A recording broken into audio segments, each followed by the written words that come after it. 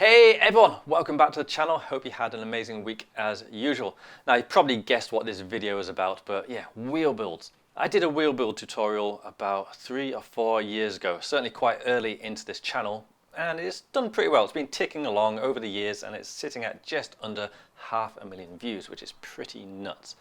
But as popular as it is, it certainly wasn't a perfect video. Like I mentioned, it was early on in my channel, my audio wasn't great, I added some music just a little bit too loud, and I still get messages from people who can't quite work out how to do the key spokes, so I think there's room to improve on that description. But anyway, got my hex here. It is due time some new wheels. Now I must admit, these wheels have been absolutely solid, there's nothing wrong with them, but I've got new sponsored parts, I've got some new light bicycle rims. They want me running nice shiny new parts, so it'd be rude of me to say no to some new wheels. I'm also going to use this time to say a massive thanks to Chris King for their hubs. They've been amazing, they've coped so well over the last couple of years. I haven't really had any issues with them, but I would like just a few more engagement points. 72, it's not a low amount, but for trials riding, more is usually better. So I'm moving from 72 engagement points to over 600 with Industry 9 hubs, and I'll show you those in a little while.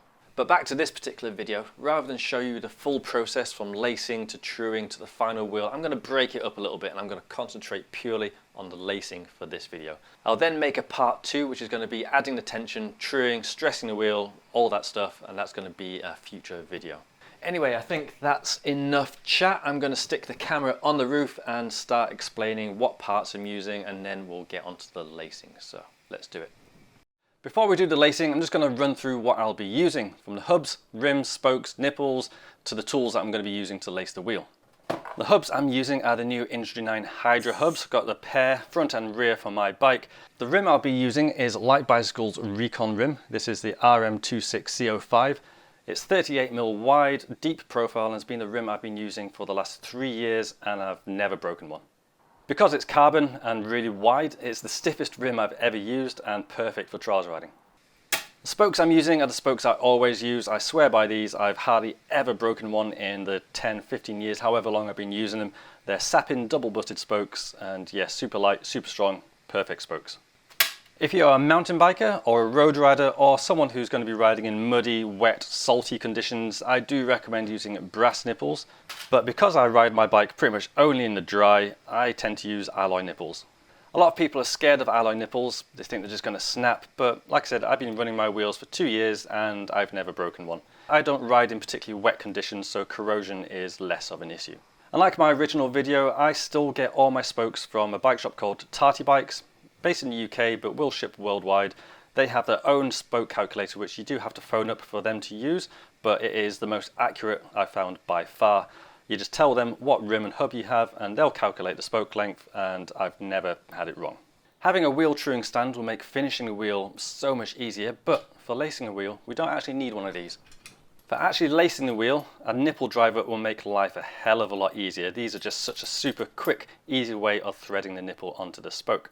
But you don't need one of these, they just make life a little bit easier. Now a nipple driver tool fits a fairly traditional style of nipple with a screwdriver slot at the back, but a lot of modern nipples actually come with a Torx fitting where this won't fit.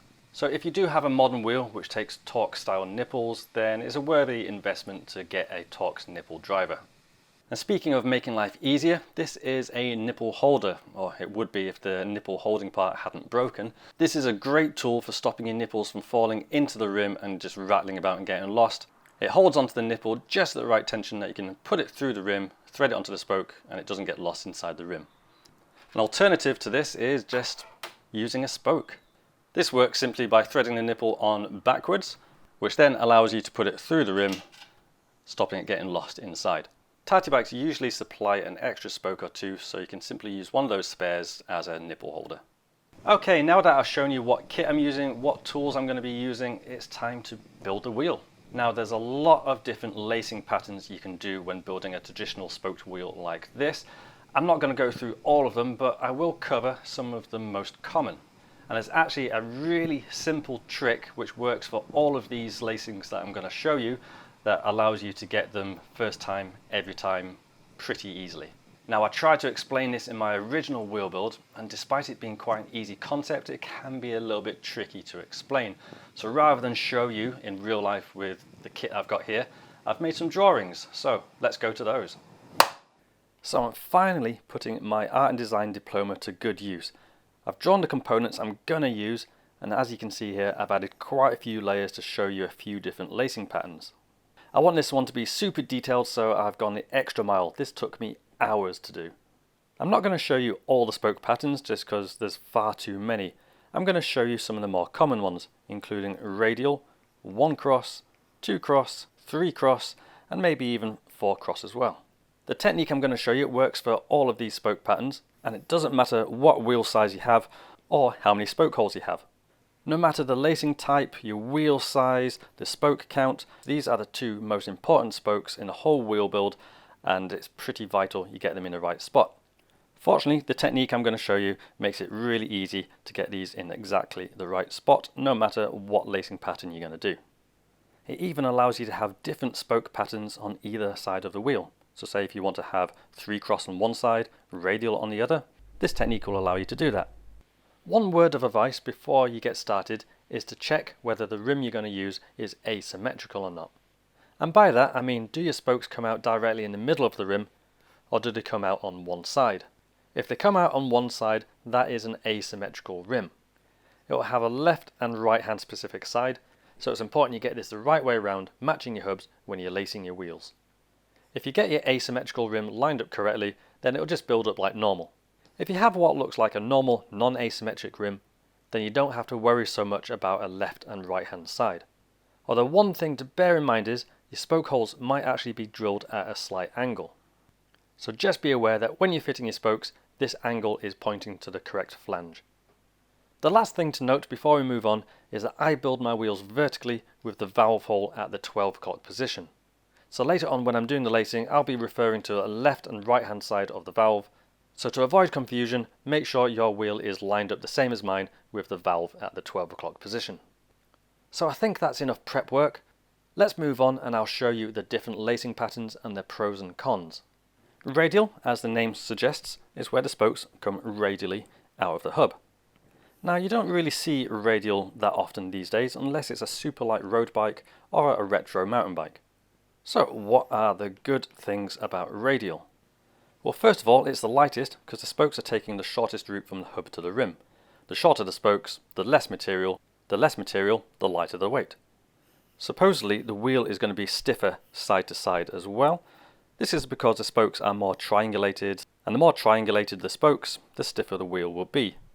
So if you have a lightweight super flimsy rim, lacing the wheel radially will actually help the wheel stiffness a bit. Now that is just theory. I don't know whether it does actually make the wheel stiffer. I've run radial wheels in the past and I've never noticed any difference. But being a trials rider, I do tend to use thicker, sturdier rims, so maybe I would notice the extra stiffness if I wasn't already using a fairly stiff rim. One other advantage to radial lacing is if you do snap a spoke, it's a lot easier to replace it because you don't have to interweave it in between all the other crosses. And this lack of interweaving makes radial lacing the easiest type of wheel to build. But what are the disadvantages to a radial wheel? Now there's only really a couple of disadvantages to radial, but unfortunately they are really big issues. To explain, I've got a closer illustration of a hub with the spokes. Now with radial spokes coming directly out of the hub, you're actually pulling against the smallest section of material. This unfortunately means that some hubs can snap when built radially. Some hub manufacturers will actually design their wheels to be run radial, and to get around the flanges snapping, they'll simply just make the flanges thicker. By adding this extra material, you're just making it less likely to snap the flange. If you're thinking of lacing a wheel radially, I would recommend looking for a hub that is reinforced. That said, if your hub does have just fairly standard flanges, it's not definitely going to snap, but you are taking the risk. The other major disadvantage to radial is that the spokes don't handle torque very well. This means I wouldn't recommend radial wheels if you're using a disc brake or on the drive side of the rear hub. This is why you'll nearly always see radial wheels on a bike that uses rim brakes. You might see radial on the rear of a road bike, but you won't see it on the drive side. So, the pros. It's the lightest, it's the easiest to lace, and it makes the wheels stiffest laterally. However, the cons are it's more stressful on the hub and it's not great with handling torque.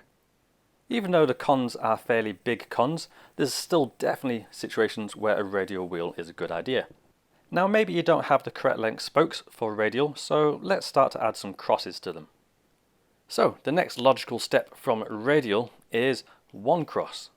I've removed some spokes here to make it easy to see, and as the name suggests, the spokes literally cross each other just one time. Now one cross is a slightly weird lacing pattern. It's one you won't see that often and is usually used if you don't have the correct length spoke for radial. One cross is also fairly unique in that there's actually quite a few different ways to lace the wheel. But I'll go into more detail about that when I show you how to lace this. Before that though, like radial, what are the pros and cons? Because the spokes are now pulling at a slight angle, it's effectively making the flange thicker. And like I mentioned with radial, some hub manufacturers will make their flanges thicker to cope with the extra stress, so by angling the spokes, you're effectively doing that job for them. But that said, the angle these spokes are leaving the hub isn't that much, so the thickness of material you're pulling against is still pretty small.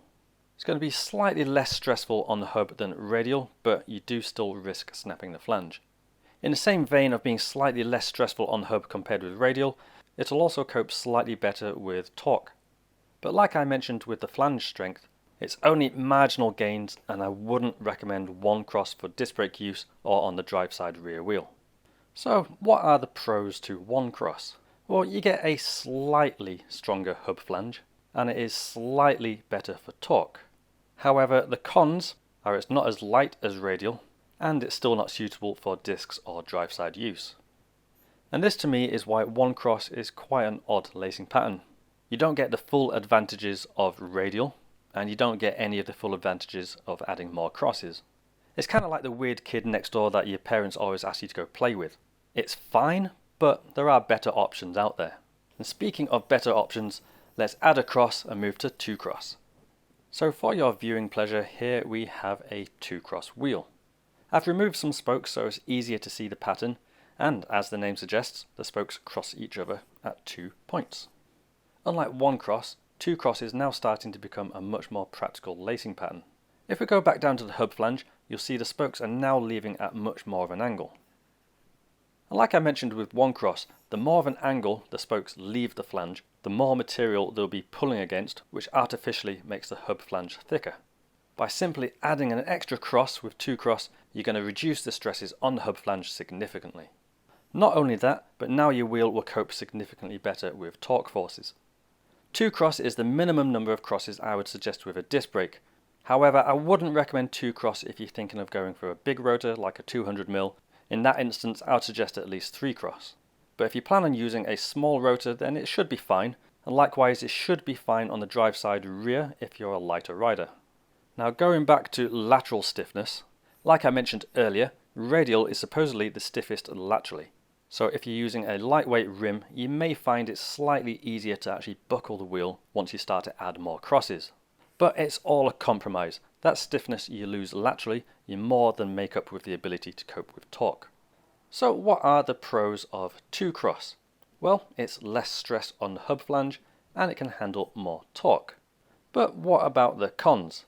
Well, it's heavier. That's because the spokes are now longer, so obviously longer spokes, more material is heavier. It's also harder to lace and replace a broken spoke.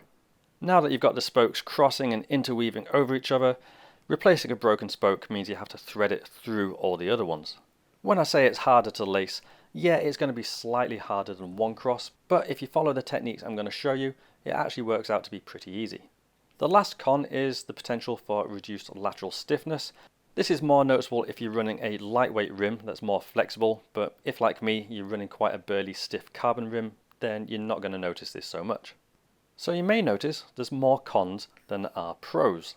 However, in my opinion, the benefit of the pros far outweighs any negative effect of the cons. So there you go, that's two cross, the start of the more practical lacing patterns. Let's step this up once more and go to three cross. So here we have three cross. Again, here's a couple of layers removed so you can see the pattern more easily, and of course no prizes for guessing how many times the spokes cross over each other this time. Yep, if it wasn't obvious, 3 cross means the spokes cross 3 times. Now one of those crosses is right down on the hub flange, so these can be hard to miss when you first look at a wheel. But no matter if the cross is down at the hub, in the middle, or further towards the rim, it counts as a cross. 3 cross is by far the most common spoke lacing pattern you're going to find out in the real world. It has the best compromise between lateral stiffness, weight and ability to handle extreme torques. The spokes are now pulling at such an angle there's a lot more material to resist the high forces. And also because one spoke's being pulled one way, one spoke's being pulled the other way, you're actually compressing them together down here, which again helps to make the hub last a lot longer. Like how I mentioned with 1 and 2 cross, the wheel in theory won't be as stiff laterally side to side. I feel it's my duty to mention this, however in the real world it's a non-issue. Your wheel won't be weaker, it won't magically buckle after every single ride, if you build it right, so don't worry about the theory of it being slightly less stiff laterally. Instead, just be stoked that now you can pretty much run any rotor size that you want. The higher angle the spokes are now leaving the hub means you have little worry about snapping the flanges, and the angles and extra spoke crossings mean it'll handle a load more torque. And of course this is absolutely fine to run on the drive side rear. So just like before, let's go through the pros and cons for 3 cross, starting with the pros. I personally think that 3 cross has the best all-round strength. There's a reason why 3 cross is the most common spoke lacing pattern. You'll find it anywhere from cross-country bikes, road bikes, downhill bikes, even really cheap bikes you find in Walmart.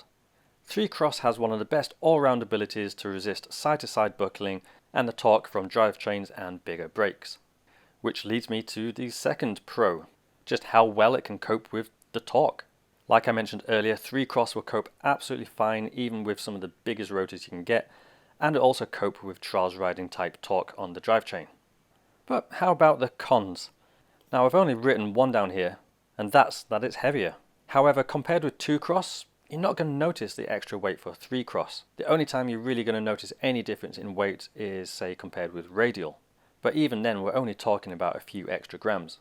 Now I was going to mention that this is slightly harder to lace, but compared with 2 cross, it's not. It's pretty much exactly the same technique. And likewise, I could mention it's harder to replace a spoke if it snaps, but again, compared with 2 cross, it's pretty much exactly the same. I mean, yeah, compared with Radial, it is going to be harder to lace and harder to replace a spoke, but if you want your wheel to cope with the extra forces of a bigger disc brake, or if you put in lots of torque through the drivetrain, then it's definitely worth a little extra faff to get a 3 cross lacing pattern. So there we go, that is 3 cross. Now there's only one more I'm going to show you, and that is 4 cross. So this is a 4 cross wheel. A little bit like 1 cross, it's a slightly unusual lacing pattern. Much like you might choose to use 1 cross if you don't have the correct length spokes for Radial, you might choose to go 4 cross if you don't have the correct length spokes for 3 cross. And it's for that very reason that for my personal wheels I'm about to build, I'm actually choosing to go 4 cross myself. So once again, remove some spokes to give you a clearer view. And even though it may only look like it crosses 3 spokes, it does actually cross over this spoke down here right down at the head. So a little bit like 3 cross, it can be hard to miss that final cross right down at the flange. So despite 4 cross being my personal choice for my wheels, there are some disadvantages. The main disadvantage is, as you can see here, it's starting to get pretty busy down on the hub flange. If you have a smaller flange, there's simply not going to be enough room for the spokes to smoothly cross over each other. So on a smaller flanged hub, it may not be physically possible to even run 4 cross. But on the plus side, as you might imagine, 4 cross has no issue with running bigger rotors. With the extra support of all the extra crosses and the angles the spokes are going at, 4 cross is excellent at resisting torque stress. The other bonus is, just look how much more flange material there is to resist cracking. You now have 2 spokes which are compressing towards each other, which the hub can cope with much better than just trying to shear off a smaller part of the flange. So again, the pros and cons, starting with the pros. 4 cross has excellent resistance to torque. Like I mentioned, you can pretty much run any size rotor you want without worry. 4 cross might also be a good option if you're on an e-bike or if you're just worried about any extra torque you're going to put on the drivetrain. 4 cross will have no problems with any demanding drivetrain loads. And also, like I mentioned, it's less stressful on the flange just because you're pulling against the most material possible. And for the cons, well, the list has got slightly longer than when we looked at 3 cross.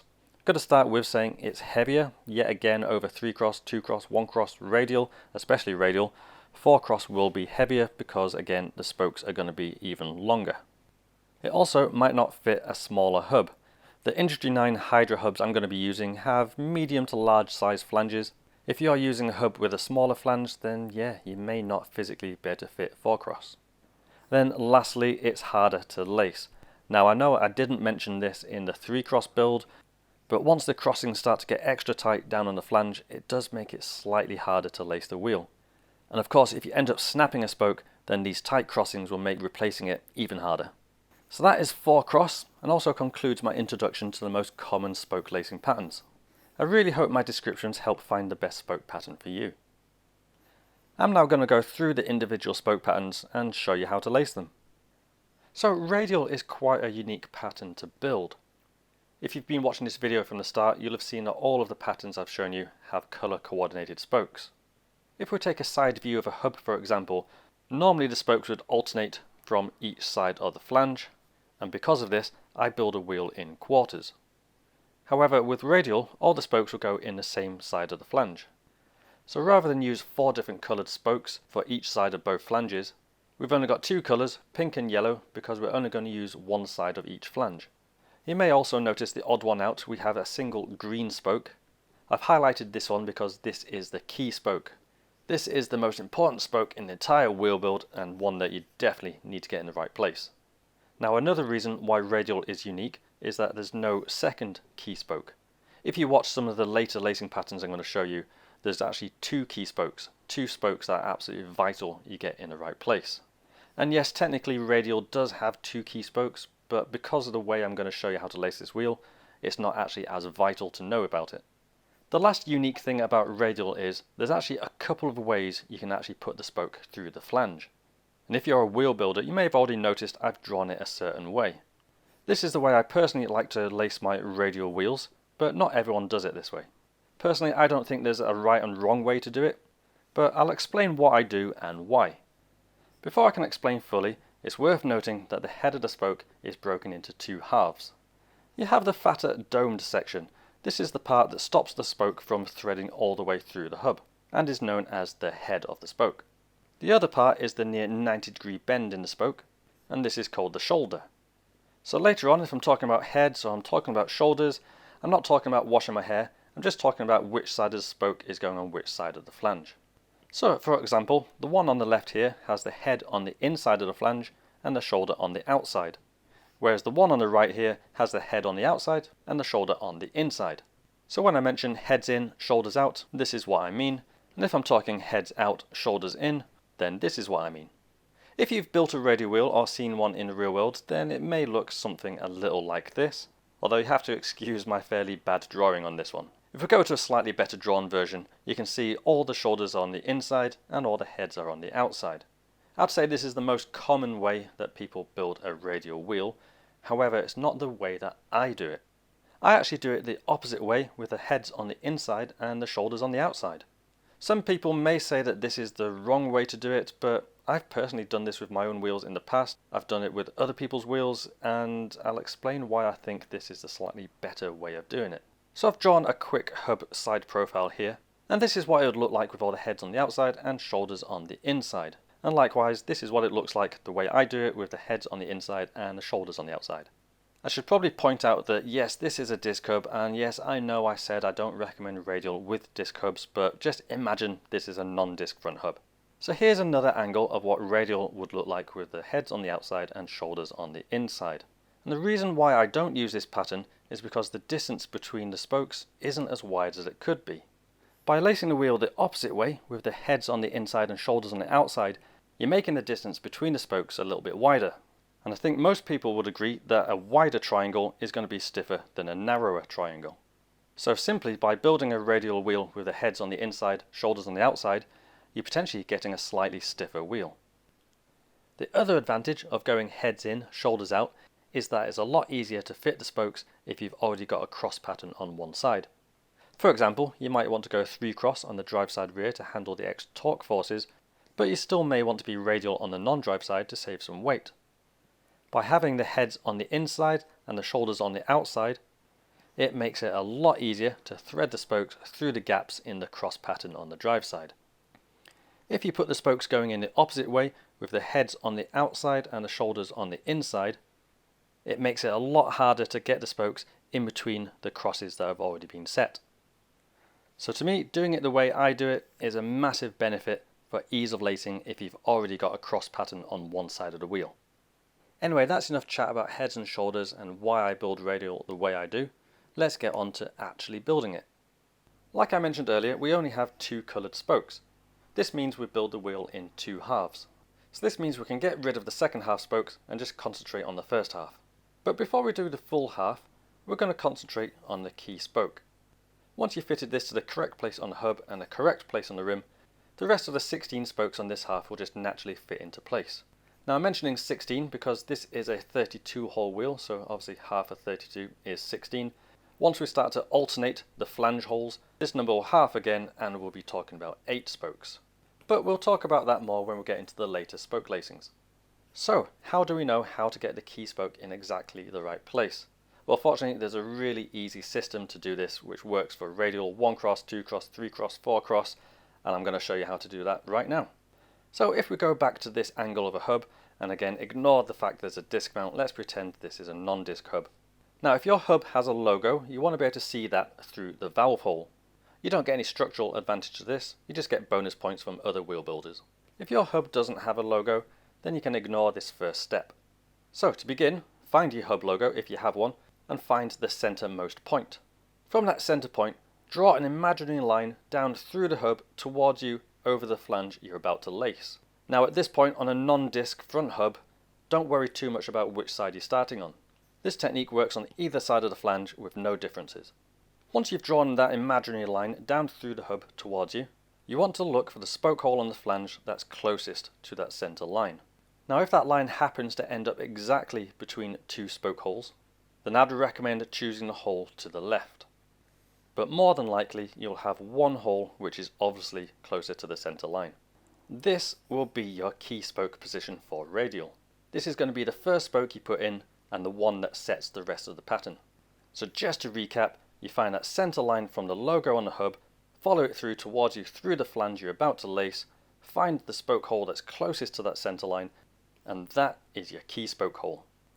Now it's simply a case of passing that first key spoke through the hole.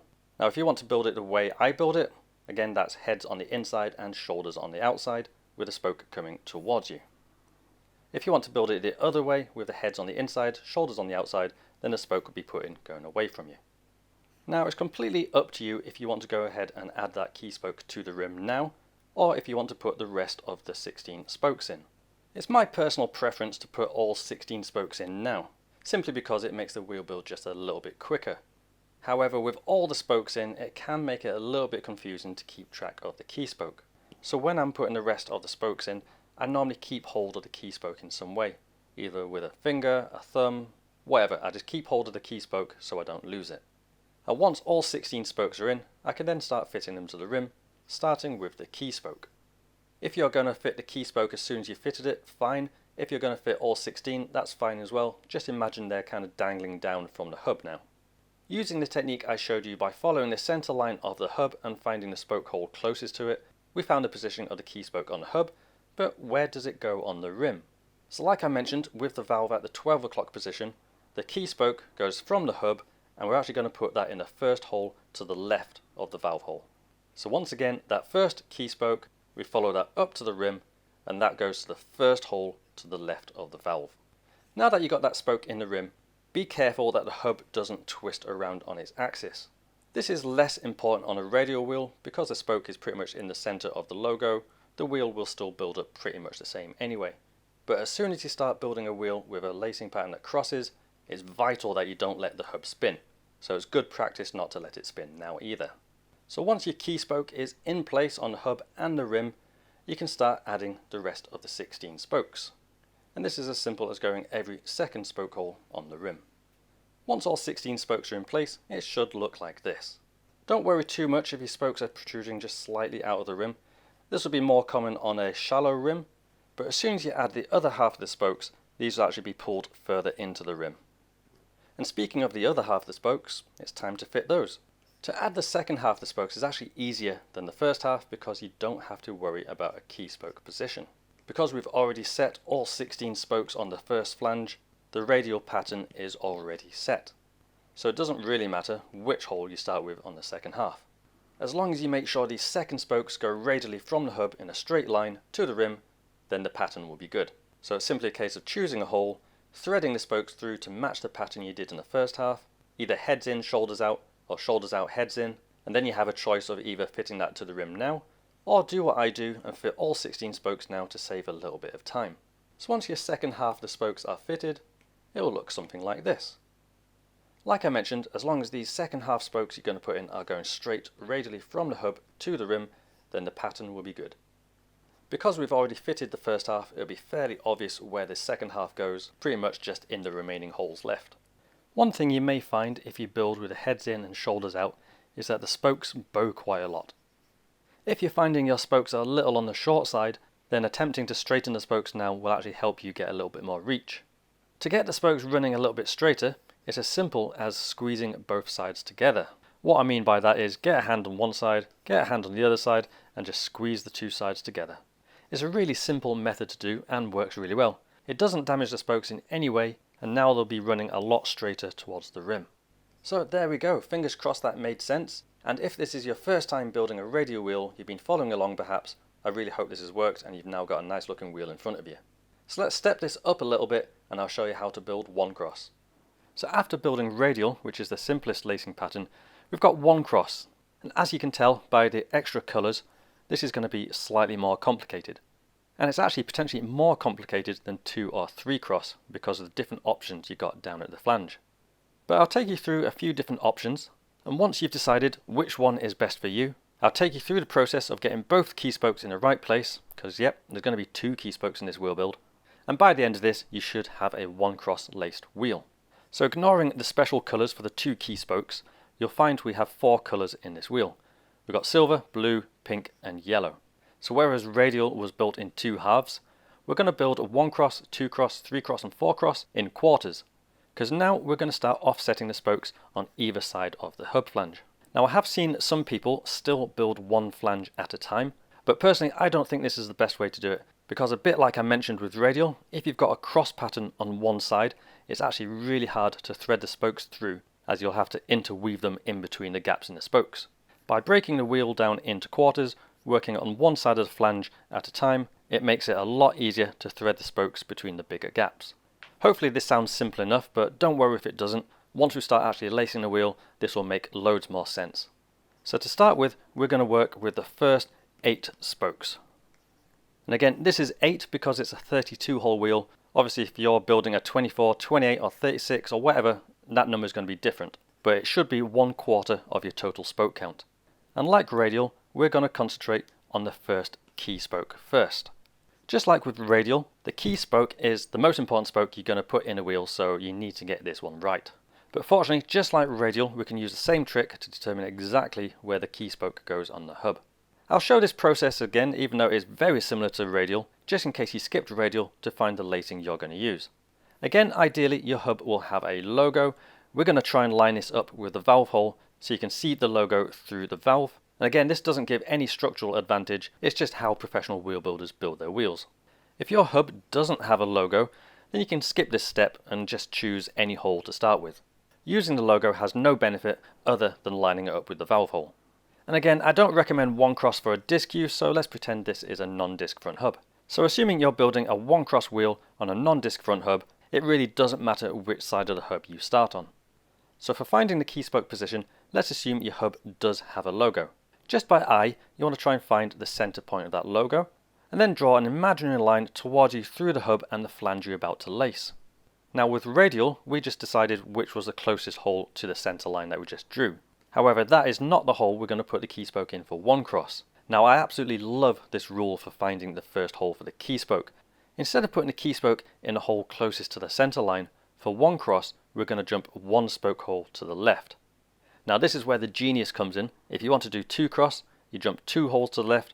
If you want to do 3 cross, you jump 3 holes. And if you want to do 4 cross, you jump 4 holes. Following this simple rule means your hub logo will always line up with the valve. So just to quickly recap, you find the center line of your hub logo, draw an imaginary line towards you through the hub flange you're about to lace, and instead of going to that first hole closest to that center line, you jump one hole to the left. Once you've found your position for your key spoke, it's simply a case of inserting that into the hub. Now, to complicate things a little bit, much like Radial, you have a choice on which direction to put the spoke in, whether it's heads on the outside, shoulders on the inside, or heads on the inside and shoulders on the outside. Now, usually for lacing patterns with crosses, I put the spokes in going away from me with the heads on the outside, shoulders on the inside. However, I'll show you a few alternatives. So for a moment, let's imagine you've built it the way that I would usually build wheels, with the heads on the outside and shoulders on the inside. This is what it might look like once you got the first 8 spokes in. Normally when I build the second half of a flange, I will alternate the spokes. So instead of being heads out, shoulders in, the second half of this flange would be shoulders out and heads in. I would then weave the spokes over under each other at the crossing point. Now, the issue with doing it this way is that with one cross, you may actually have to bend the spokes quite severely to get them to do the over-under pattern. Now, spokes can take quite a lot of abuse. They can be bent quite far with not too many issues, but at the same time, you don't really want to bend them too much if you can avoid it. Now, this bend won't be as pronounced with a smaller flange, but you may find the bend is quite severe with a larger one. So alternating the spokes and doing an over-under pattern might actually work better with a smaller flange. Now, the other option is to still alternate the spokes on each side of the flange, but instead of doing an over-under weave on the crossing point, you can just let the spokes go their natural course and avoid bending them at all. Yet another option, instead of alternating the spokes on the flange with the heads in, shoulders out and shoulders out, heads in, you can just have all the spokes matching the same pattern. And like Radial, you have a choice of having heads out like we have here and shoulders in, or doing it the way I showed you, the opposite way. With this technique, you're still going to have some kind of bend at the crossing point, but it will be a less severe bend than having the spokes alternating heads in, shoulders out, heads in. But I must mention a disclaimer, I've never actually built a one-cross wheel, which is crazy because I've built literal thousands of wheels as a mechanic. But like I mentioned, one cross is an unusual build and one that I'd usually avoid building, either choosing to go Radial or adding an extra cross with 2 cross or 3 cross. So, for the rest of this one cross tutorial, I'm going to follow my usual pattern I use with 2 or 3 cross and alternate the spokes on the flange and then weave the spokes under over at the crossing point. If you're a wheel builder and you've ever built one cross, let me know down in the comments which method you prefer. So now you can probably see why I think one cross is one of the more complex lacing patterns out there. There's just so many different ways of doing it. Fortunately, that's the most complex part covered now. So let's get back to actually lacing the wheel. So we should have the key spoke in its correct position, which again is one spoke to the left of the spoke hole that's closest to the center line of the hub. And to find its position on the rim is exactly the same as Radial. We just follow it up and it goes one spoke hole to the left of the valve. This part's actually really easy to remember for all lacing patterns because the key spoke always goes in exactly the same position on the rim, which is one hole to the left of the valve. And like I mentioned, you can fit the key spoke on its own solo without any of the other spokes, or if you're like me, you'll have all the other spokes kind of dangling down from the hub like so. Just remember when fitting the rest of your spokes that this is an alternating pattern, so they'll be fitted every second hole on the flange. Like with Radial, just be careful that your hub doesn't twist around on its axis.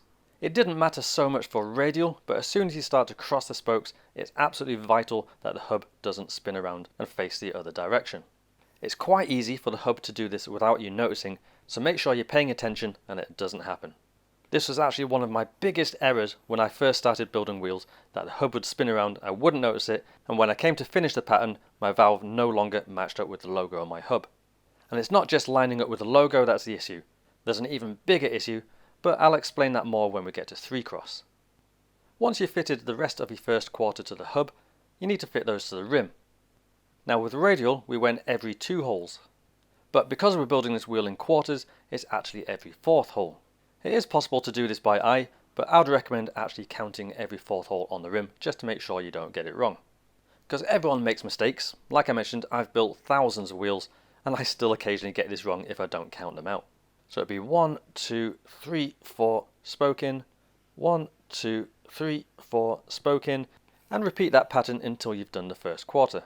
It doesn't matter which way you go with these spokes, left or right, as long as you count every 4th hole on the rim. And once your first 8, or whatever number your first quarter spokes are fitted, it should look a little like this. Once again, a bit like Radial, don't worry if the spokes and nipples are actually protruding out of the rim ever so slightly. Again, this is more noticeable with a shallower rim. I've got the hub drawn here in its end twist position.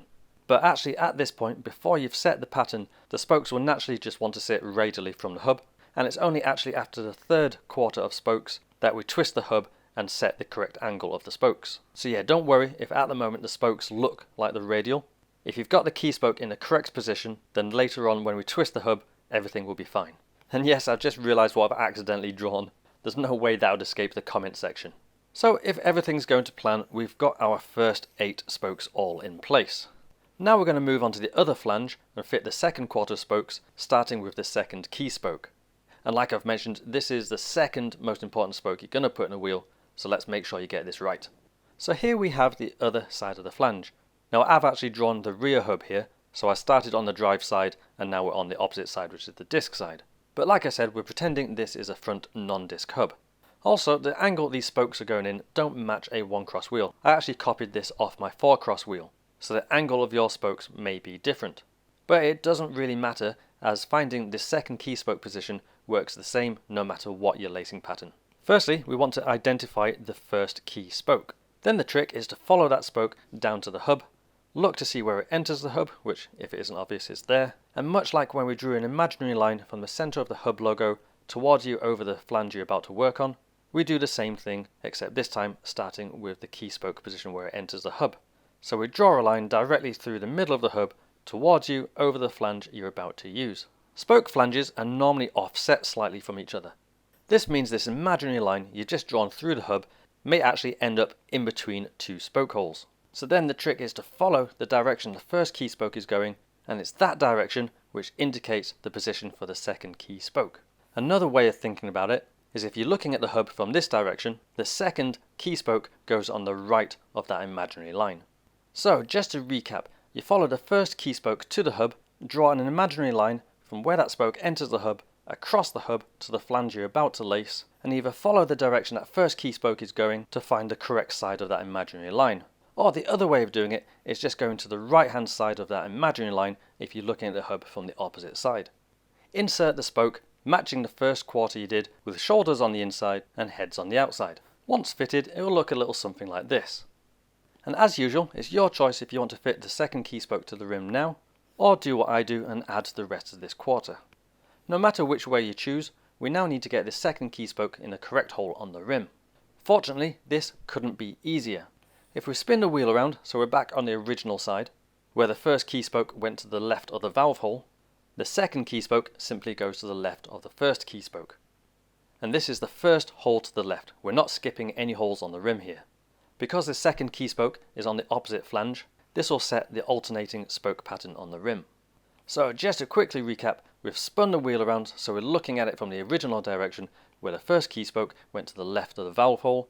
The second key spoke simply goes to the left of the first key spoke, not skipping any holes on the rim. And this pattern carries around the rim for the rest of the second quarter. And there are 2 ways to make sure you get this right, either counting every 4th hole on the rim, or by putting the second quarter spokes to the left of the first quarter spokes. Either way, once they're fitted, it should look a little like this. So now it's time to add the third quarter spokes. These are the rest of the spokes on the original flange that you started on. These are the blue coloured ones that are used on the close-up flange picture when explaining the different lacing options.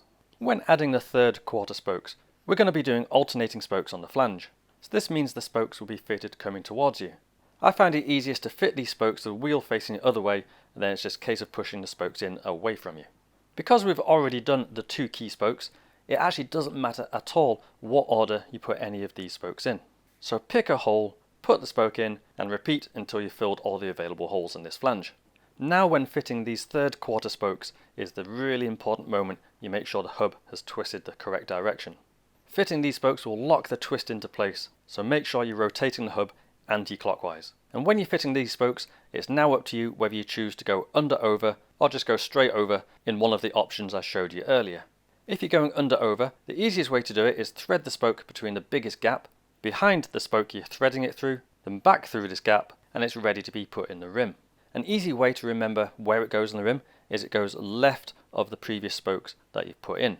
Or another way to know is it goes every 2 from the previous spokes you put in on this side flange, And then it's up to you if you want to count every 4 after that, or if you want to just put it to the left of every other spoke that you've put in. Once your third quarter of spokes are fitted, it should look like this. Now it's simply a case of adding the last quarter spokes, and then your lacing should be finished. To add this last quarter, it's simply a case of repeating what we just did with the last lot of spokes. It's exactly the same process, only now you've got a slightly tighter gap in between the spokes to thread it. But by building the wheel in quarters, we've always left the biggest gaps to make it easier to thread the spokes through. It should be fairly obvious where these spokes go on the rim because there's only going to be a few holes left. Just be aware when you're fitting these spokes, it can be quite easy to scratch the rim.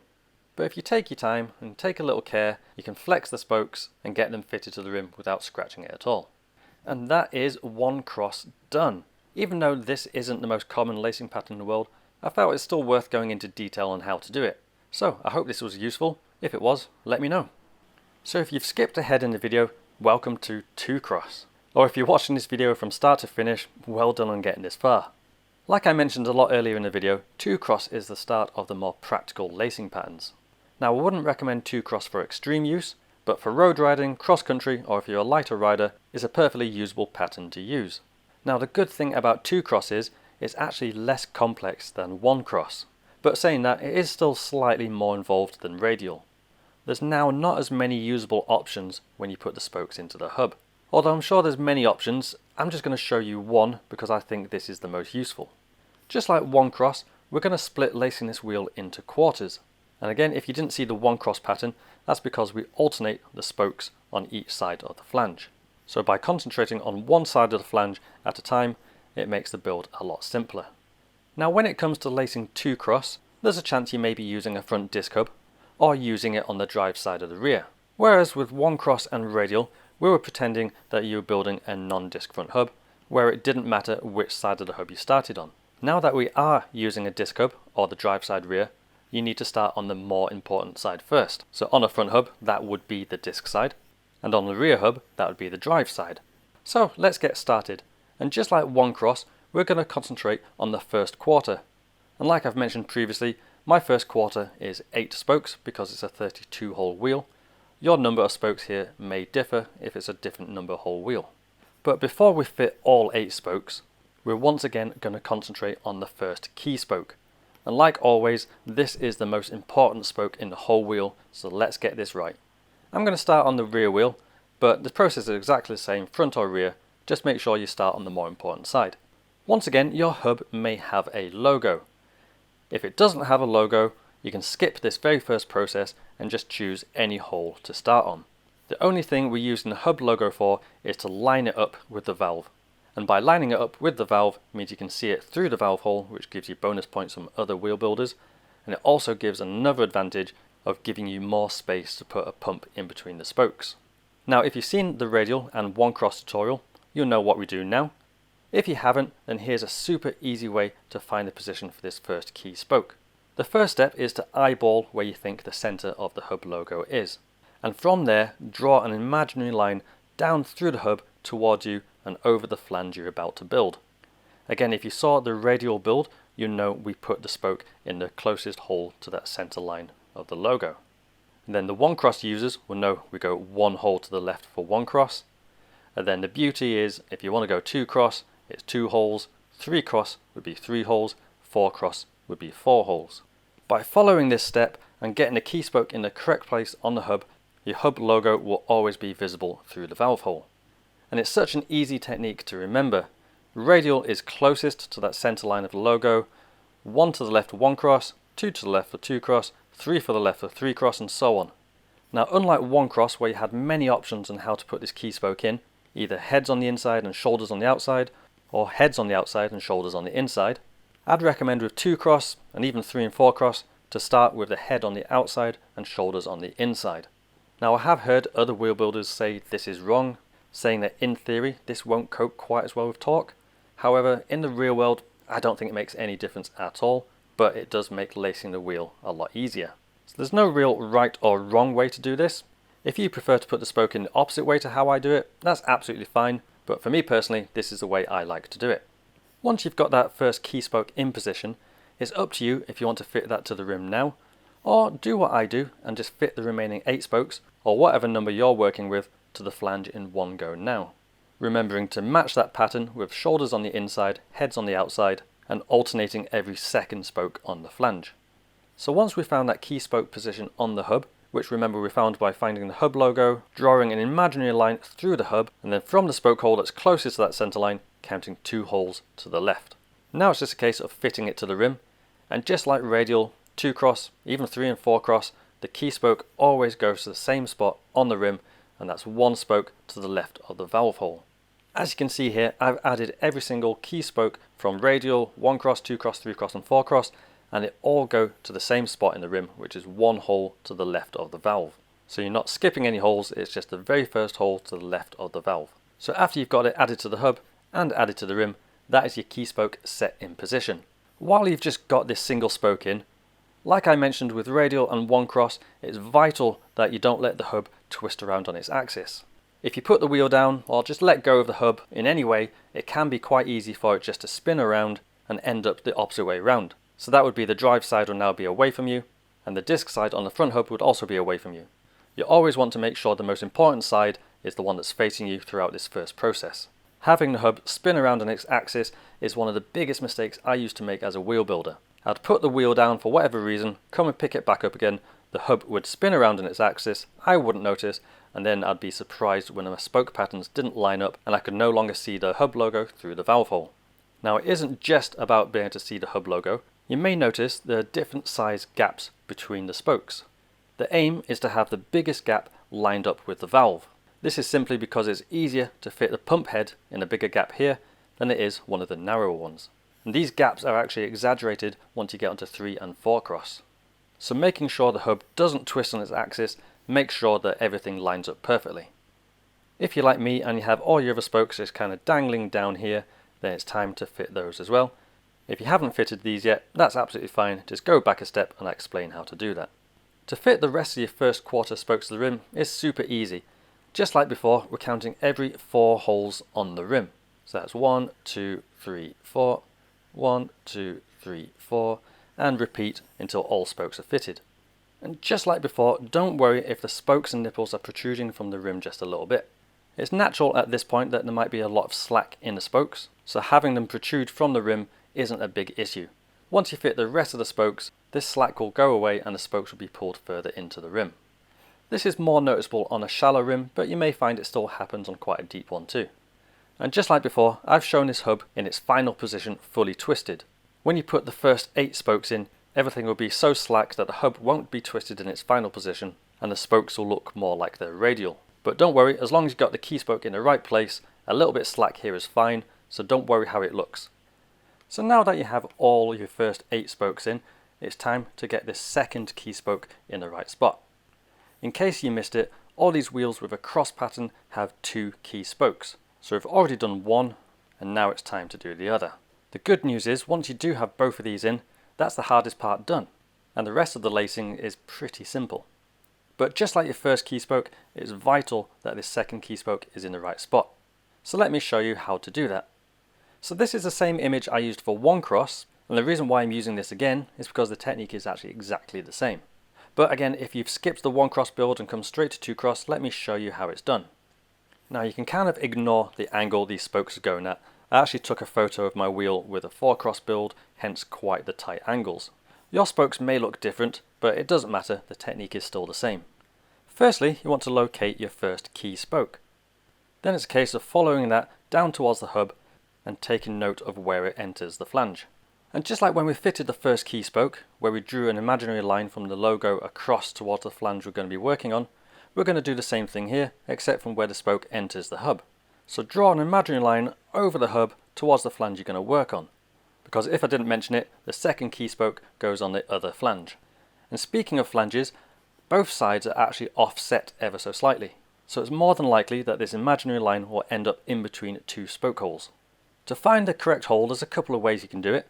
One technique is just to follow the direction the first key spoke is going, and that directs you past that center line to the hole beyond it. The other way is just to look at the hub from this angle, and the second key spoke simply goes on the right hand side of that imaginary line. So here's another angle of the rear hub, the drive side hidden behind this flange. And I've removed all the other spokes just to make it a little bit simpler. This is the first key spoke that we fitted, the very first spoke of the whole wheel. So even though this hub is at a different angle, it's still the same principle. We find the point where the spoke enters the hub, we draw an imaginary line towards you over the flange you're about to work on. You'll find it's in between two spoke holes. We follow the direction the original spoke is going, and that indicates which hole we're going to go in. Or simply just go on the right hand side of that imaginary line. This is the hole that the second key spoke will go in. We're going to do this heads out, shoulders in to match the first key spoke. Once that's fitted, it should look a little bit like this. And again, it's entirely up to you if you want to fit the second key spoke to the rim now, or again, do what I do and add the rest of the 8 spokes to this flange. But it doesn't really matter if you fit this one now, or have all the rest fitted, which will probably be dangling down here somewhere like that. We're still going to fit this spoke first. Now I've got the wheel orientated the same as I started, so the most important side is now back facing me. And you'll see that second key spoke is to the left of the first key spoke. We're just going to keep this pattern going at the rim and just go one to the left of the key spoke on the rim as well. Because these two spokes are on different sides of the flanges, they can go next to each other on the rim. What you absolutely don't want is two spokes from the same side of the flange going next to each other on the rim. The spokes always alternate. Once you've got the second key spoke attached to the rim, it's just a case of going around and attaching the rest of those spokes. To get the correct positioning, you can either count every 4 on the rim, or just by putting them on the far side of the spokes that are already fitted. Now even though I've built thousands of wheels, I still tend to count, because believe it or not, I still can get these spokes in the wrong place. But as long as this second key spoke is to the left of the first key spoke, and you follow that pattern along, you should be okay. Once again, I've got the hub pictured in its final position with its full twist. Just like when you added the first 8 spokes, you may find that the spokes protrude through the rim. Because you haven't locked the pattern or the spokes into place yet, they're still going to be very loose. But after we've added the next quarter, the pattern will get locked into place, you'll have the twist on the hub, the spokes will get tighter, and they shouldn't stick out of the rim anymore. And speaking of the next quarter, that's what we're going to do next. But fortunately, because we've got both key spokes in place now, things get a lot more simple. Because we're working in quarters, we're just going to alternate. So we started on this flange, then we moved to this flange, and now we're going to move back to the first flange, except on the opposite side. Because the first spokes went in with the heads on the outside and shoulders are inside, and like I mentioned, we're going to alternate the pattern, the third quarter spokes will do the opposite way with the heads on the inside and the shoulders on the outside. And these are a lot easier to insert from the other side of the hub. And like I've mentioned quite a few times, because we've got the 2 key spokes in position now, that is the pattern set. So when adding these third quarter spokes, it doesn't actually matter which hole you start with. There should be only 8 holes left, or however many for your build. So go ahead, just pick a hole, insert your spokes, and as long as you've got them going the correct way, it's impossible to get this part wrong. I've removed the second quarter spokes, so now we can only see the spokes that are on this side flange. Just makes it a little bit clearer to explain the over-under pattern. The over-under pattern is pretty much how it sounds. These fourth quarter spokes go over one spoke and under another. Because this is 2 cross and we've literally only got 2 crosses, it really is as simple as over the first spoke and under the second. Once you start getting more crosses, you might go over the first 2 and under the third, or over the first 3 and under the fourth. I've added back in the second quarter spokes, as this way I can show you more clearly how to thread these third quarter spokes through the other ones. Because we're building the wheel in quarters, we now have quite a big gap here. So when fitting these third quarter spokes to the rim, we take the spoke and we put it through the bigger gap. Behind the spoke is going to go behind, and then back towards you through the smaller gap, and then up towards the rim. So just to repeat, you take the spoke up through the big gap, behind the spoke on the same side flange, then back towards you and up to the rim. This will give you the over pattern on the first spoke and the under pattern on the second. And like I've mentioned a few times, the spokes always alternate, so as long as you don't end up with 2 spokes on the same side flange next to each other on the rim, you should be good to go. And like I said with 2 cross, you can always follow the pattern of going to the left of the previous spokes that you've put in. It's at this point when you're adding the third quarter spokes that is vital you have the hub twisting the correct direction. Once you've fitted these next spokes, that's it, the wheel is locked in position, and if you twist the hub the wrong way, you won't get the logo to line up, and you won't get a bigger gap up at the valve to fit a pump head. So just remember, always twist the hub anti-clockwise. Once you've fitted those spokes, that's your wheel 3/4 done. If your spokes were protruding from the rim, you'd probably find they no longer are. To finish off the lacing, just a case of fitting the 4/4 spokes. This process is identical to the 3/4 that I just showed you, except we're now doing them on the last quarter of the flange. So just remember, that's heads on the inside and shoulders on the outside. And then simply repeating the over-under technique that I showed you. It's going to be pretty simple to know where these last remaining spokes go, because there will only be a set number of holes left on the rim. And as long as you have the heads and the shoulders the right way around, and you follow the correct over-under technique, these last quarter spokes should go in with no problems at all. Although saying that, the spokes will no longer be baggy, so if you've got the correct length spokes, it may just take a slight manhandling of the rim and the spokes to get the nipples screwed on. Sometimes the nipple heads can get caught in the rim, which may make it seem like some of the spokes are too short, but don't be scared to give the hub some manhandling to pull the nipples out of the rim and give you a bit more room to fit the spokes. It's kind of hard to explain, but should make sense once you get to this stage in the lacing. And it's also at this point where a nipple driver really starts to come in useful. And there you have it. Fingers crossed, if you've been following along, you now have a laced 2-cross wheel in front of you. It shared a lot of the tricks of the 1-cross, but because there's fewer options on how to actually put the spokes in the hub, I feel 2-cross is a slightly simpler lacing pattern. If you've been using this video to help you lace a 2-cross wheel, let me know how it went. I really hope this helped you. Right, let's move on to the most common lacing pattern, 3-cross. So, here we are, 3-cross. It's taken us over an hour of the video to get to the most common lacing pattern. If you've skipped forward to this bit, welcome, I really hope this helps you. But if you're part of the 1 hour club, and you've watched the video from the start and got to here, then well done, you deserve a medal. If you are here from the start, then I will be repeating some of the points I've already made, just for the people who have skipped forward to this part. So if you think I'm being repetitive, that's the reason why. So near the start of the video, I already went over the pros and cons to 3-cross. So let's get stuck in and actually lace this up. Just like with all the previous lacing patterns, we're going to start with the very first spoke, which is the key spoke. The most important spoke of the entire wheel, so let's make sure we get this in exactly the right spot. Now again, like 2-cross, you want to start lacing the most important side of the wheel first. So for the rear wheel, that would be the drive side, and on the front wheel, that would be the disc side. Although there's still a chance you're building a non-disc front hub, in which case it doesn't really matter which side you start on. Like my previous 2-cross lacing tutorial, I'm going to show this process on the rear hub. But this 3-cross lacing pattern is identical no matter which wheel. Now the same as 1-cross and 2-cross, we're using 4 different coloured spokes. This is because we're going to build the wheel in quarters. We have 2 flanges and each flange has 2 sides. So we're going to start with this side, move on to this side, go back to this side and finish on this side. It is possible to lace one flange at a time, but once you start having spokes crossing each other, it can be really hard to thread the spokes through the small gaps. So by breaking it down into quarters, we give ourselves the most space for the spokes. So how do we get this key spoke in exactly the right position? Well, if you're a member of the 1 hour club, you'll know exactly how to do this. But let's go through it again for those who have just joined in. Most hub manufacturers these days will have a logo somewhere on the hub, ideally like Industry 9 have, nice and clear in the middle of the hub. If your hub doesn't have a logo, then don't worry about this first step, you can literally start on any hole you like. The only reason we're using the hub logo is so that it lines up with the valve hole. If you check out any professionally built wheel, you'll always be able to see the hub logo through the valve hole.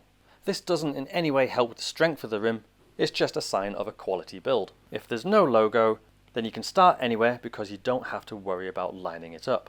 But anyway, assuming your hub does have a logo, here's what you do. You want to eyeball where you think the center of the logo is, and from that point, draw an imaginary line through the hub towards you over the flange you're about to lace. The hole closest to that center line is where you'd put radial.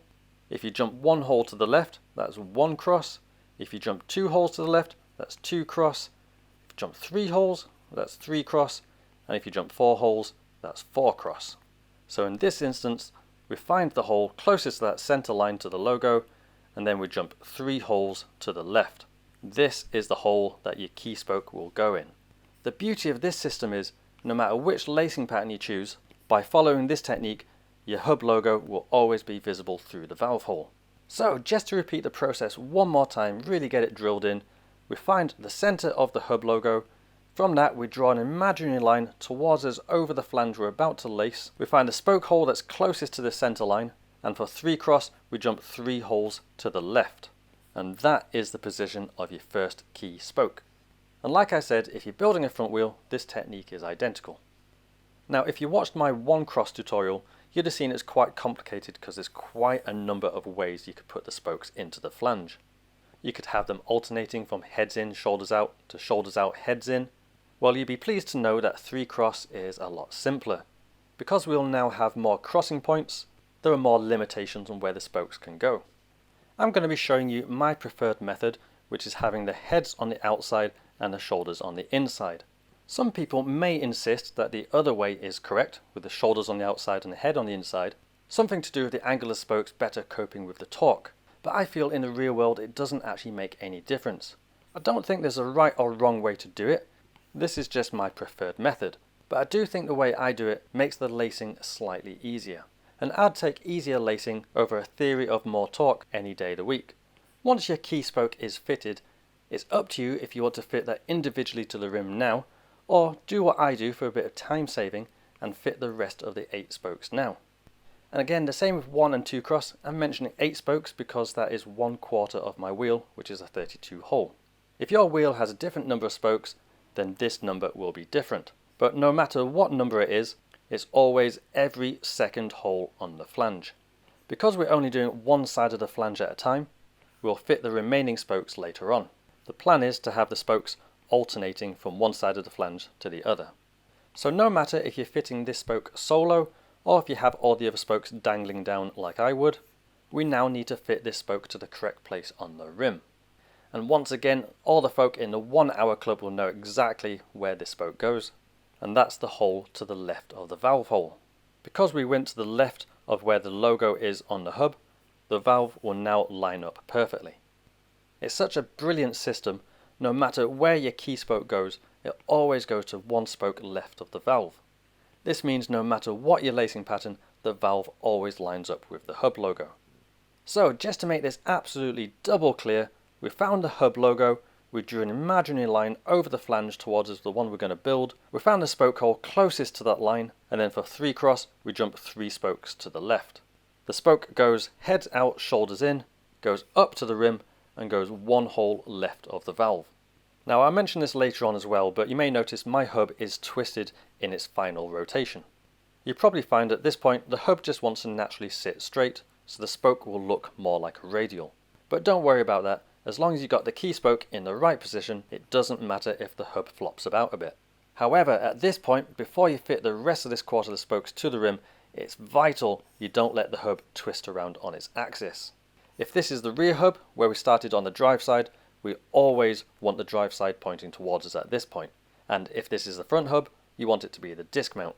It can be so easy at this point to either let go of the hub and the rim, maybe you've put the wheel down for something, or you've just let your concentration slip. If you allow the hub to spin around on its axis, you're going to lose all the advantages of finding this key spoke position. You'll no longer be able to see the hub logo through the valve hole, and more importantly, as I'll explain later, you'll have less room to fit a pump to the valve. When I was younger and building my very first wheels, this was a mistake that caught me out more than once. So learn from my mistakes and don't let that hub spin around on its axis. Now that you've made sure the hub is the correct way around, we can go around and fit the rest of this quarter. Because we offset the spokes on the hub and went every 2, we now offset the spokes on the rim and go every 4. So that's 1, 2, 3, 4, spoke in, 1, 2, 3, 4, spoke in, and just repeat that until you've completed all the spokes. Again, like I mentioned, my hub is rotated in this drawing, but more than likely your hub won't be. And because of this, it means your spokes will be a lot baggier in a wheel, and it's more than likely some spokes will be protruding out of the rim. This is more common on a shallower rim, but may even still happen on quite a deep one like this light bicycle one. And you may find some stick out more than others, probably on 1/2 of the wheel. This is just because the hub won't be sat central to the wheel at this point. So what I'm saying is, don't worry if your spokes are sticking out. and don't worry if they're sticking out more on one side than the other. This will likely be the case until we fit the third quarter of spokes. It's at that point that we set the rotation of the hub, which will pull all the spokes back into the rim. So hopefully this is all making sense. We found the location of the key spoke on the hub and the rim, and then we counted every 4 holes on the rim to find the location for the rest of the spokes for this quarter. Ideally that's gone well for you, and that is the first quarter done. The wheel is now 1 quarter laced. So next up is to find the second key spoke, which is this one here. This is the first spoke on the second flange and is the second most important spoke you need to get right. Once you've got these 2 spokes in exactly the right place, the rest of the wheel should just fall into place. Now, just how we had a really simple trick to find the first key spoke position, there's another simple trick to find the second one, and I'll take you through that right now. To put the second key spoke in, I flipped the wheel around so I'm now looking at the opposite flange. And I'm actually going to give you a 2-for-1 deal here. Not only do I have one tip, but earlier in this video I alluded to a little trick how you can have different spoke lacing patterns on either side of the wheel, and I'm going to show you how you do that. But once again, if you're a member of the 1 Hour Club, you'll recognise this picture. We've used it multiple times before, but that's the beauty of this system. It works no matter what your spoke lacing pattern. So I've drawn the hub here fully twisted in its final position. It's up to you if you want to do that and match this, but it's not necessary. The same tricks will still apply, and here's how we do them. Step number 1, we locate the position of the very first key spoke. This will be on the flange pointing away from you now. We follow that down to the hub and take note of where it enters the flange. And much like earlier, where we found a hub logo and drew an invisible line over the hub towards the flange we're going to work on, we're now going to do the same thing, except drawing that line from where the first key spoke enters the hub. So that's an imaginary line from the first key spoke position over the hub to the flange you're about to lace. As I've mentioned with the previous patterns, spoke flanges are slightly offset, so your imaginary line might end up in between 2 spoke holes. This is totally fine, but which spoke hole do you choose? Now there's 2 ways to do this. The first, if your hub is twisted like this, is you can just follow the first key spoke to the hub, you just follow the direction of that spoke, and that will indicate which side of the imaginary line you need to go. Or to put it simply, if your spokes aren't twisted, you can just go to the right hand side of that imaginary line. This hole will be your position for your second key spoke. That's assuming you want 3 cross on both sides.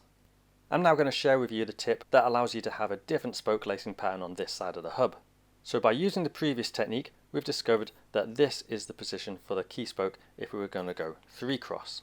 Now, much with the original key spoke, where we jumped spoke holes until we got to the cross number that we wanted, we're going to do exactly the same with the second key spoke position. So we've determined that this hole is where the spoke goes for 3 cross. If you wanted this side to be 2 cross, you just jump 1 hole back to the left. If you wanted 1 cross, it's 2 holes. And if you wanted radial, it's 3 holes. So essentially, we're undoing the 3 cross pattern. And this technique works the other way as well. If you want to do 4 cross on this side of the flange for whatever reason, you just count 1 hole to the right. So just to recap this quickly, get it drilled in, we find the first key spoke, the very first spoke we fitted, follow it up to the hub, take note of where it joins the flange, draw an imaginary line across the hub to the flange we're about to lace, and if we're going 3 cross, it's 1 hole to the right of this imaginary line. If we're going 2 cross, we jump 1 hole back to the left. If we're going 1 cross, we jump 2 holes to the left, and if we're going radial, we jump 3 holes back to the left. Or we can do this opposite way. For 4 cross, we jump 1 hole extra to the right.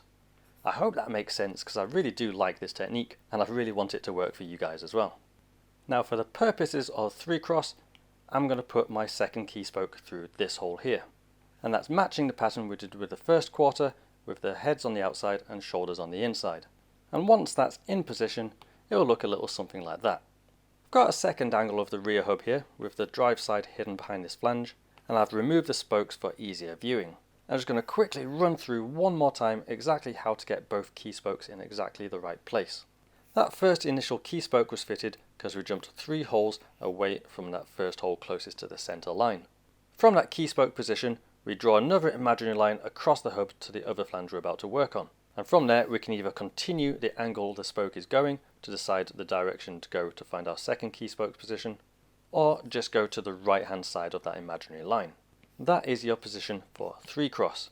4 cross would be 1 extra hole further along, 2 cross would be back 1 hole, one cross would be back another hole, and radial would be back once more. We then fit that second key spoke through this hole for 3 cross, matching the first spokes with the heads on the outside and shoulders on the inside. And once again, it's up to you if you want to fit the second key spoke to the rim right now, or follow my slight time saving technique and fit all 8 spokes now. No matter if you choose to do this solo now, or have all the other spokes dangling down, we still need to get this second key spoke in the right place on the rim. So with the wheel flipped back around so the drive side is facing you, or the disc side if it's front, where the first key spoke went to the left of the valve hole, the second key spoke will now be left of the first key spoke, and that simply goes into the next hole to the left of the key spoke on the rim. Then it's simply a case of following this pattern of going to the left of the first quarter spokes for the rest of this second quarter. And of course the other way you can do it is to count every 4 spoke holes from that second key spoke position.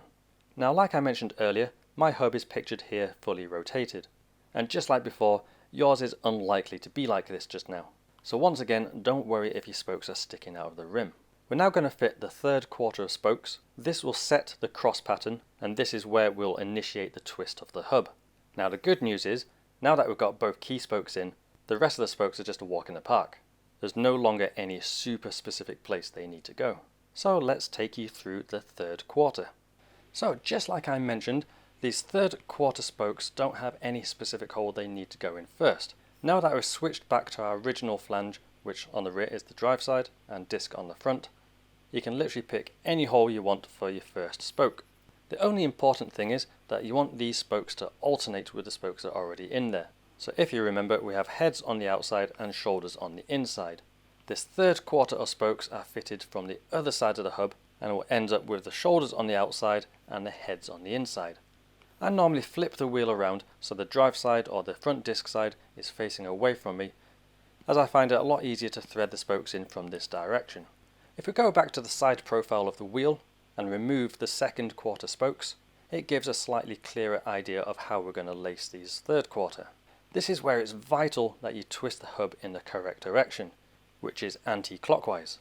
Twist it the wrong way and your logo won't line up anywhere near the valve. Not only that, but you'll give yourself a smaller gap, making it harder to fit a pump head onto the valve. As you can see, these gaps are all different sizes, and if you twist the hub the wrong way, you actually end up with the valve at the smallest gap possible. And trust me, I'm not making it up, this does actually make it harder to pump up your tyre. So just remember to make sure you twist your hub anti-clockwise. Once you've done that, these third quarter spokes will actually go in the opposite direction to your first spokes. And this is where we're going to set the over-under pattern.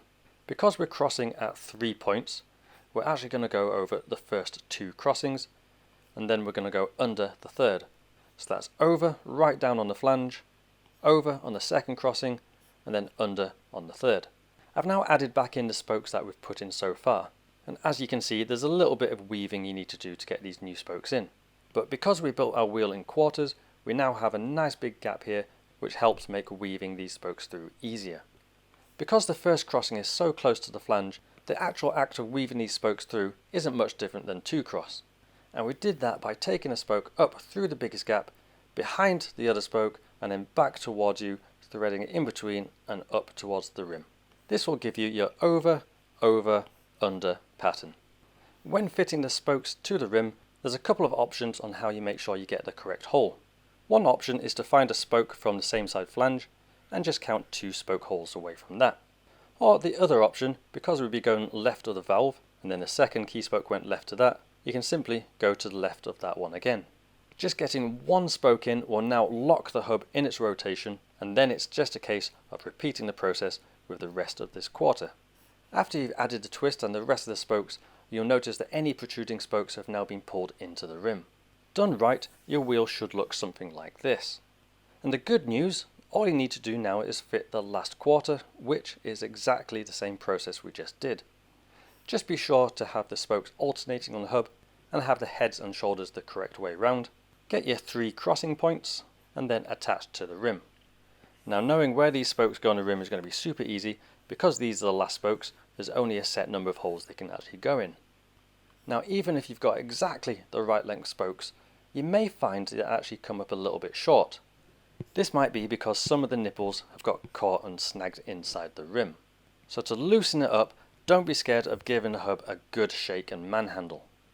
Once everything pops into place, you'll find you have plenty of room to fit these last spokes. Although you may still need to use a nipple driver, especially if it's a deep section rim like this light bicycle one. So if it's all gone well, you should have a wheel looking like this. Your hub logo should line up with the valve. You should have the biggest gap possible here for a pump head. You should have 3 spoke crossing points with an over-over-under pattern. If not, don't worry, go back a few steps and hopefully you'll see where you went wrong. But hopefully I explained this well enough and now you have a fully laced wheel. If you've used this tutorial to help you lace a 3-cross wheel, I'd love to know how it went for you. Please hit me up in the comments and let me know. So now there is only one lacing pattern left. But rather than show you with a drawing, I figured because I'm actually using this pattern myself, we should put all this theory into practice. So let's go back to my garage and I'm going to run through a 4-cross build as quick as I can. Because most of the tips are exactly the same as 3-cross, but it might help you guys to visualize a real wheel while it's being done. Now that we've done the theory, let's put it into practice. I'm going to lace my rear hub here. I'm choosing the rear one because it's a dishless hub, meaning the spokes are the same length on both sides. So what I normally do is pick up what I think is 8 spokes, because we're going to put in the first 8 spokes on the drive side, which, like I've said, is the more important side to start with. If this was the front hub, I'd be starting on the disc side.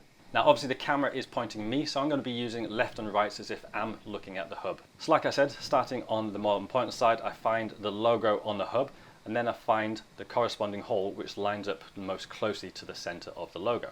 Just to repeat, it doesn't matter if it's not exactly in the center, you just want to find the one which is closest. So because this is 4-cross, I'm going to count 1, 2, 3, 4 to my left, and that is where the key spoke goes. Once I've got the key spoke in, I tend to just keep a finger on it at all times, just so I don't lose it. It is up to you if you want to attach this to the rim now. Personally, I don't. I put the rest of the 8 spokes in. So that's a spoke every second hole, heads out, shoulders in, like the key spoke. So once all 8 spokes are in, I've still got hold of the first key spoke here, makes it just easier to find.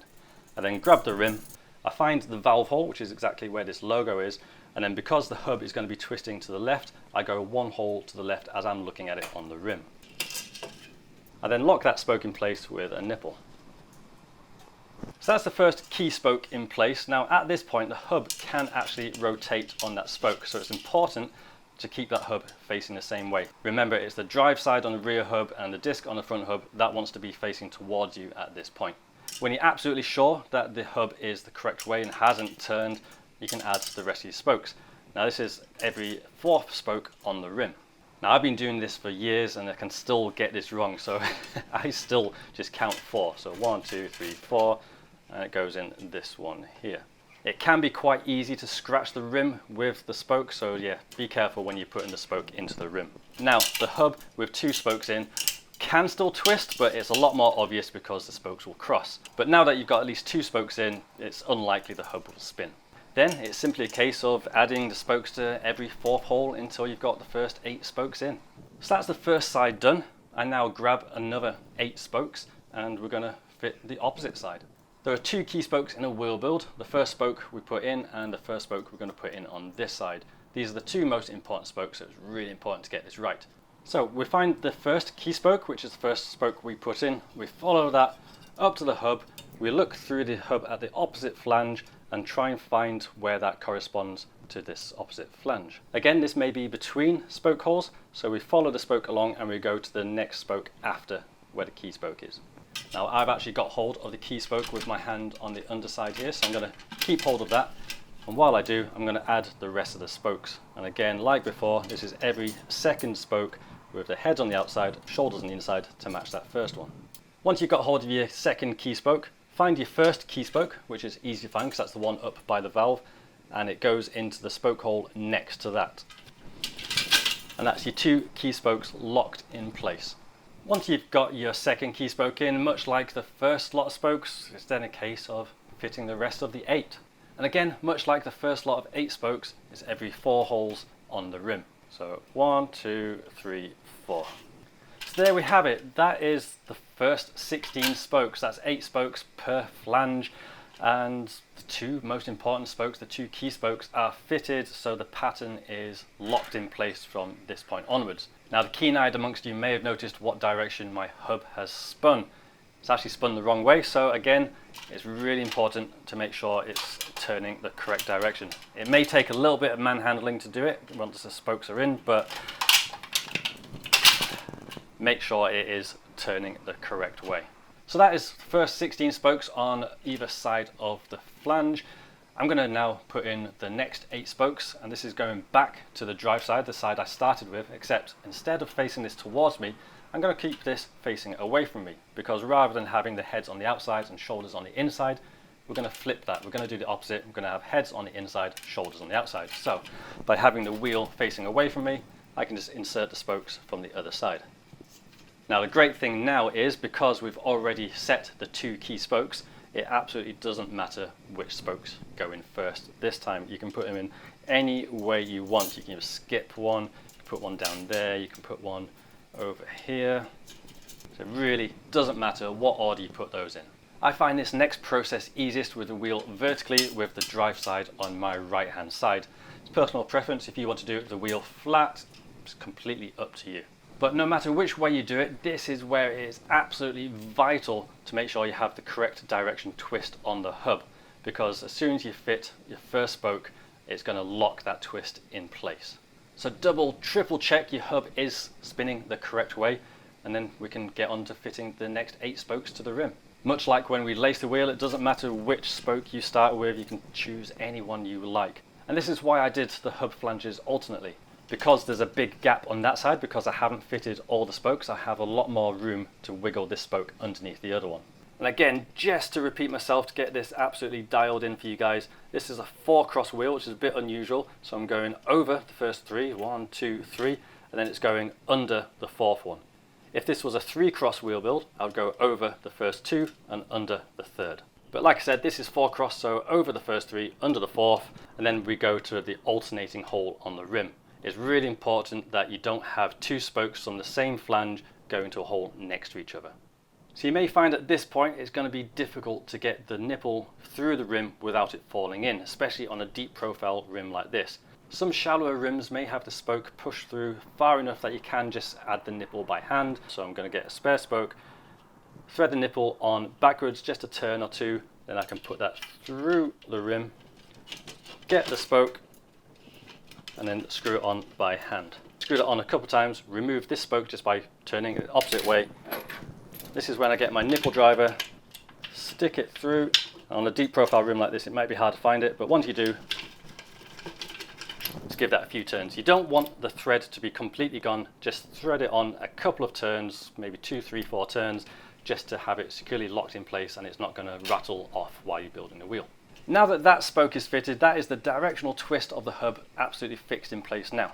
Now it's simply a case of repeating the process and adding the rest of the spokes to the rim.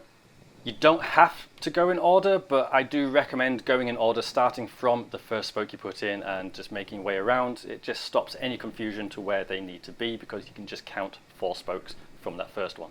1, 2, 3, 4, and that will go in that hole there. So simply repeat this process until all these 8 spokes are fitted. Easy peasy. Looking pretty good. And the good news is you've only got 8 more spokes to put in. I mean, if it is a 32 hole wheel. And you're on the home straight now. These are the easiest ones to put in. There's only 8 holes left in the hub, only 8 holes left in the rim. So it's exactly the same as what we've just done. You put the spokes in from the opposite side like before. Heads on the inside, shoulders on the outside, alternating on the flange. Doesn't matter where you put them, simply find a space and fit a spoke. It's easiest to find the straightest route possible. You may have to wiggle a spoke to get it through, but they should simply just plop through just like that. And if you're matching cross patterns on both sides, which we have done on this style of wheel, just repeat the cross method you did on the other side. So exactly like last time, over the first 3 and then under the 4th.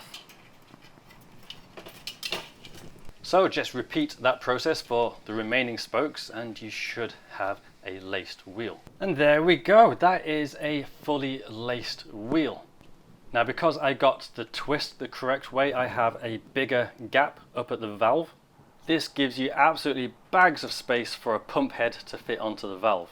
If you twist the hub the wrong way, you end up with a gap this size, and it just makes life a lot harder to get the pump head on.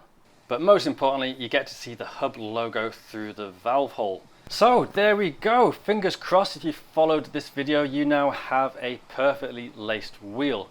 The next step is to add tension, get it trued, get it stressed, and get it finished, but I'm going to save that for another video. This has actually been one of the more difficult videos that I've done for a while. I've built thousands of wheels and I've known this technique for over a decade now, so it's kind of second nature, but to try and explain it to people in a way that is understandable, it's not that easy. I really hope you were able to follow along and what I was saying made sense. I hope my drawings made sense. I encourage you to let me know down in the comments if this video did help you. If you have a laced wheel or a fully finished wheel because of this video, please tag me on social media at Clarkson on Instagram and Facebook. I'd love to take a look. I personally can't wait to finish building this wheel. I've actually had these hubs for months now. Sorry, Industry 9. I should have built them sooner, but I actually had to wait a long time for these rims to come because of the whole, pandemic making manufacturing slower than usual. But yeah, I've been loving the Chris King hubs, but having over 600 engagement points, this is going to be fun. So finishing this wheel is going to be a future video. So until then, please go subscribe if you haven't already. Please hit me up on Patreon if you want longer videos released earlier. What else is there? I have merch at aliclarkson.com. There's going to be some changes there. I want to add some more designs that I've designed personally. What else? Hit the notification button on YouTube, drop a comment, thumbs up, all that stuff. Let me know about your builds and I'll catch you next time. So take care everyone. Have a great week. See you later. Bye bye.